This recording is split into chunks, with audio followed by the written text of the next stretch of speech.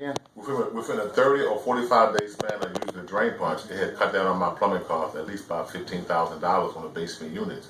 So we pour in a bottle once every 3 weeks into the basement, and we don't have them backing up anymore in the basement apartment. So it works. We had a successful rate between 30 and 45 days. It cut down on my plumbing costs at least about $15,000. Holy cow. So when people want to know, does it pay for itself? It pays for itself and some. Thank you. Yeah, I mean,